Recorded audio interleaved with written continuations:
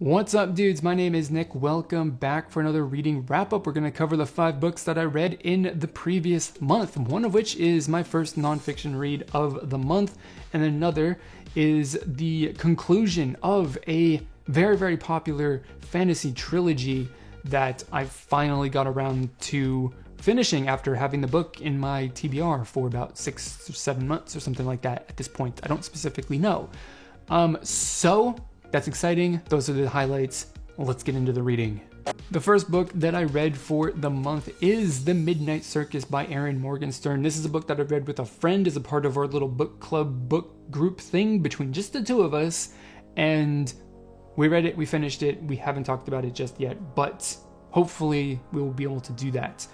This book follows 2 magicians' apprentices, I guess you could call them, who are tasked by their masters. They don't really know it. They are entered into a battle of magical abilities where they need to create the most impressive magical displays they possibly can. And the venue for their battle is a circus. It's called the Midnight Circus, I think it is, or the Night Circus. I'm not specific. The Circus of Dreams, I think, actually, in French. That randomly appears outside of cities all over the world for unknown periods of time. And it is only open from midnight to dawn or sunrise. And that's the basic premise. It's fantastic. I really enjoyed this book. The setting of it is absolutely mystical and it's magical, and the beautiful writing in this book conveys it just exquisitely. It just really is. It is absolutely my most favorite part of the book.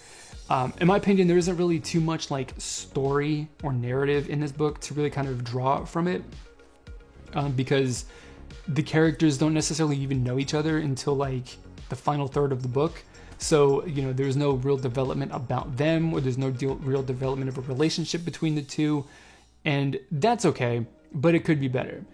But all in all, man, the writing of this book is stunning. It is beautiful. The sort of just writing about the circus and the things that people are doing, and the magic and the beauty and the mystery that surrounds the circus and everything that people are doing is very, very good. And so because of that, I personally rated this book a 3.5. We'll say that, 3.5 out of 5. Finishing up something that is magical and beautiful, we moved on to my first nonfiction read of the month, which is not on something that is magical and beautiful. It is in fact the Holocaust, unfortunately, and the book is The Theory and Practice of Hell by Yugon Kogon. Our author is a survivor of the concentration camps who was first imprisoned in 1939, and he was imprisoned from 1939 until 1945 as a political prisoner of the Nazis in Germany. And when he was liberated, he was tasked by the Allies to write a report on the concentration camps to sort of bring evidence that could be used in the war crimes trials against the Nazis and SS officers who were who perpetrated the Holocaust. And this book is heavy, it's dark, it's grim, it's very, very impactful. And the main reason for that, I think, the main reason that I would say is very impactful is because this guy, when he tells stories about specific things that happens, he names names. He names the names of prisoners as things happened to. He names the names of SS officers who perpetrated the war crimes and just the atrocities that happened during the Holocaust. It makes the stories much more personal than they probably otherwise would have been if they were just nameless people doing things. So that's very, very deep. It's just really, really kind of horrifying when you have names to associate with the horrible things that happened in the concentration camps during the Holocaust. My only gripe with this book is that this book was originally written in German and it was published in like the 1950s, and it's been translated into English, and the English translation is very, very difficult to read at times, if not through the entire book. So it makes kind of understanding some of the points that the author's trying to make very, very difficult. And the reading experience in that sense, just reading the words off the pages, is not very great. So the content and the coverage of the concentration camps and life in concentration camps is spectacular and it's amazing, but the experience of learning about all that stuff is degraded by the translation into English. And so because the translation sucks, so to speak, I personally have to rate this book a 3 out of 5, purely just for the experience of reading the pages, the words on the pages. Next up, after reading something super grim and it's not fun subject matter, we moved on to something that actually is fun and not so grim, and that is Old Man's War by John Scalzi, which is, I think this is his debut novel, if I remember correctly, and it is tons of fun. It's super fast-paced. It's a fun, fast-paced sci-fi story. We're following our main character, who's a 75-year-old man who joins up for the Colonial Defense Force to go out and protect the human colonies from space invaders, aliens, and stuff like that. Because if you join up at 75, which is kind of the people that the Colonial Defense Force wants, because they can rejuvenate you and return your youth. The only caveat is that you cannot actually return back to Earth after that happens. Essentially, on Earth, you're dead, even though you've gone off to go fight the Colonial Defense Force to defend humanity from alien threats all across the universe. And it's crazy. It's a very unique, kind of interesting book. Lots of fun, very, very fast paced, tons of action. I really, really like this book. It's not particularly deep, like the universe and stuff doesn't have a ton of depth to it, but that's okay. It's kind of like watching an action movie with tons of like shooting and explosions and stuff. It's very, very good. Personally, after finishing all of this book, I really kind of likened it to watching the movie Full Metal Jacket, where you kind of go through, where there's an evolution, right? Where the first half of the book is kind of like military action, guns, and all kinds of stuff like that. And then the last half, and especially the conclusion of the book, is really kind of like wondering what exactly it is to be human in the specific situations that you find yourself in. Full Metal Jacket is like being what is it like to be like human and retain your humanity while you're fighting in, I think it's Vietnam. And this one is like, what is it like to be human and retain your humanity while you are fighting out in outer space on all these different planets against aliens that are definitely not human, while you yourself aren't actually human, quote unquote. It's a very, very interesting thing, and has a surprising like little depth to it at the very end of the book, which is very, very good. So I personally enjoyed it. My dog personally started to enjoy it as well. The cover is kind of chewed up, and as a result, I rated a 3 out of 5 because it's fun, it's action-packed, it's fast-paced, but the ultimate like universe and the world building is not the most in-depth. But that's okay, because like I said, this is just a super, super fun book to read. Next up, second to last, the penultimate book for the month is The Burning God by R.F. Kuang. This is obviously the conclusion of the Poppy War trilogy, which is very exciting. I've had this book on my TBR for some 6 or so months, since it basically was released in like November of last year. I just now got around to finishing it. This book is very, very grim from the very first page all the way to the end. Like, there is like zero fun and excitement and positive feelings or emotions to be had in the entire story. And on one hand, that's good because it's definitely a different vibe from a lot of other books that you might read. On the other hand, it's not really enjoyable. That aspect is not very enjoyable. Having no hope, or just being surrounded by all of the horrible, brutal death and destruction is kind of depressing and kind of sad. But that's okay, because that's kind of probably the intention of the author. And maybe that doesn't vibe with me too well, but maybe it vibes with you and you love it. And I know that it's something that people really, really like, so I'm not gonna like complain about it too much, because it probably just isn't really my thing. What I do like about it is just that we continue with all of the epic magic. Like, that's something that I've found really, really cool.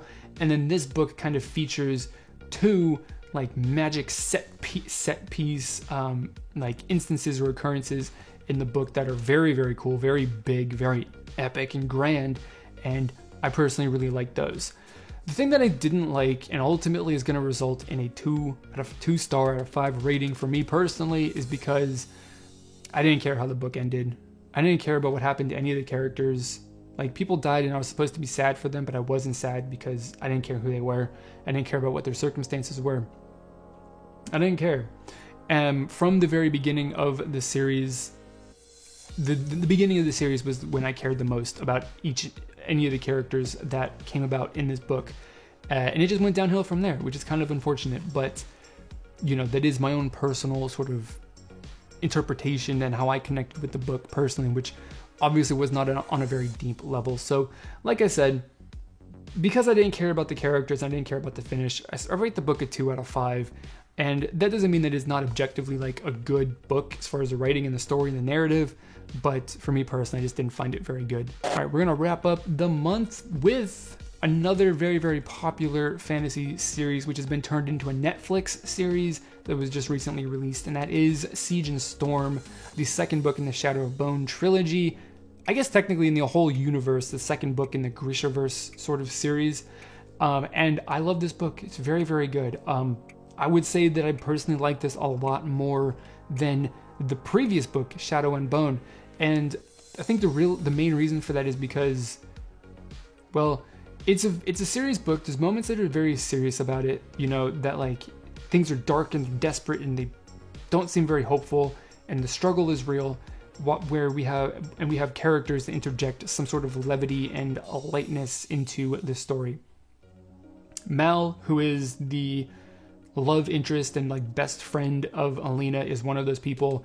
Only when he is like in a positive mood and he's not unhappy or mad or like he's not like brokenhearted or something, whatever his deal is when his like real, you know, bubbly personality comes out. And then we meet a new character, a pirate captain, who is also kind of like that. He kind of reminds me of like Captain Jack Sparrow, you know, where he always like kind of makes jokes and stuff like that, and things aren't too serious, even though they probably are kind of serious.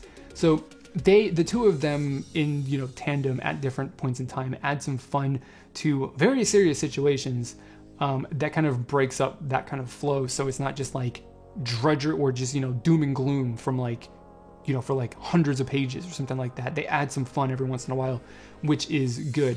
And the other thing that I really love about this is like in this book in particular, we find out that even though Alina is like an amazingly powerful Grisha, you know, user of magic, she's the hero of the story. She's supposed to defeat the Darkling and save the world. She struggles. She's not perfect. She has her own weaknesses that she has to contend with and overcome, that actually, if she doesn't overcome them, they actually have a negative impact on how she can use and wield her power for good. And the outcome of her victory is not certain. Like, she potentially could actually lose. And that is great. You know, it's very, very easy to write like an all-powerful, you know, flawless hero character who will never lose.